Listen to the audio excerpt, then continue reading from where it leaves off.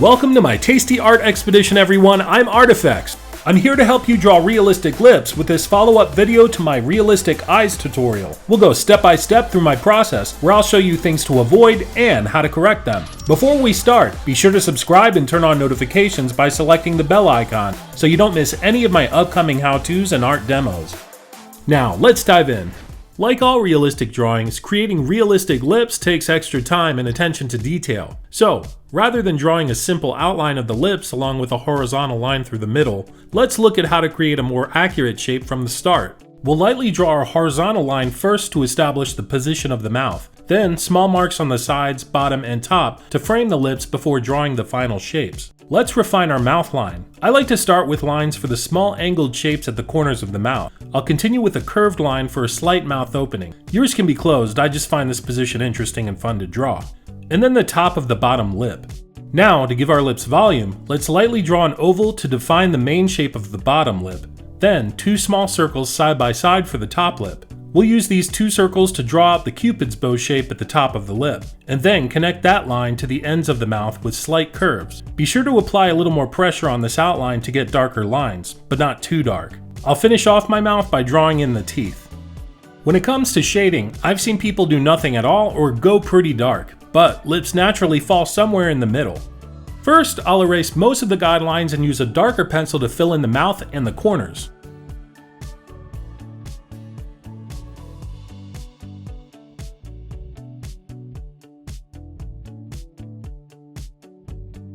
I'll add another line on the bottom lip to help me judge where the shine should go. Now, it takes a bunch of layers to make lips realistic, so start off using a lighter pencil and draw lots of light lines, making sure to follow the natural curve of the lips to give them more dimension. Notice how the lines curve more on the edges and get straighter in the middle.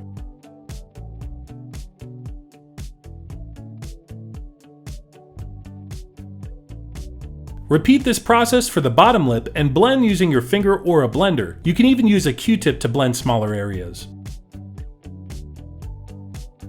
Continue adding lines to the bottom of your lips and other areas of the lips where it's naturally darker from shadows. Then blend more. I'm using a darker 4B pencil to increase the contrast on the opening of my mouth even more.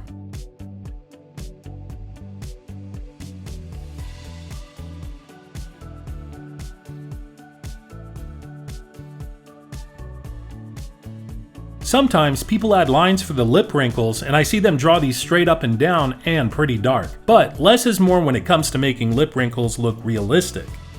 For ours, let's focus on a few important wrinkles rather than every single one we see.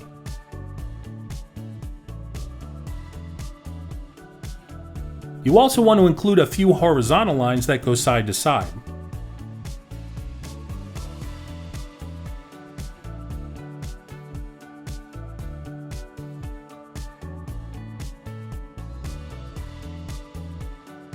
Add some more shading and blend everything some so the lines aren't so harsh.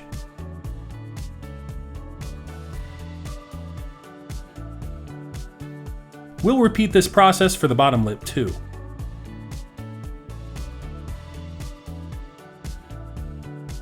After some cleanup with the eraser, sharpen your pencil really sharp and lightly draw over some of your lip wrinkles. This gives them more depth.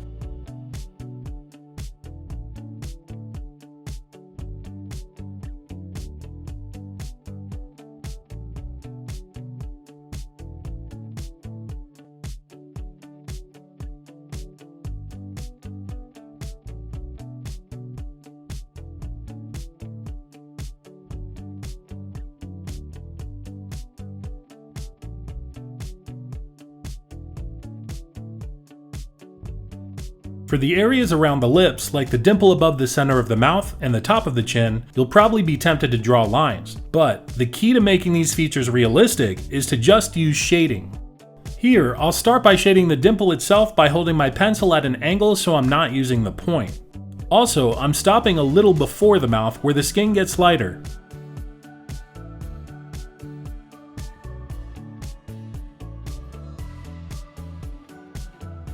I'll continue shading the same way all around, focusing on just the areas where shadows fall, like under the bottom lip.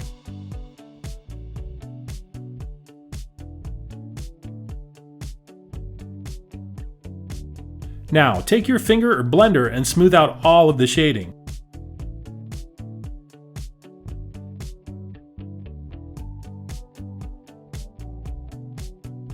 Continue this process, building up layers slowly until you're satisfied.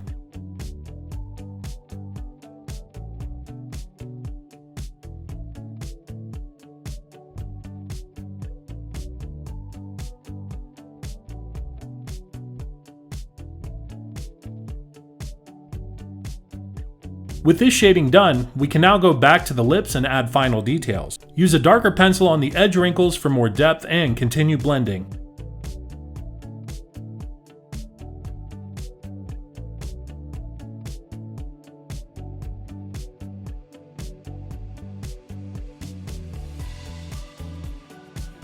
Have you noticed a pattern here? Layers and blending, layers and blending.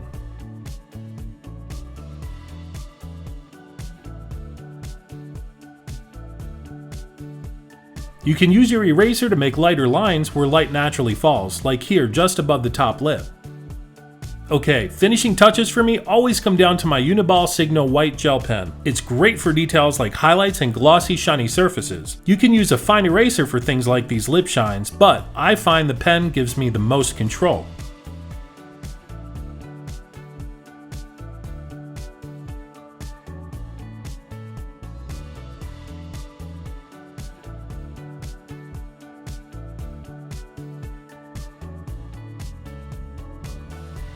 Finally, I'll make one last round of touch-ups with a darker pencil.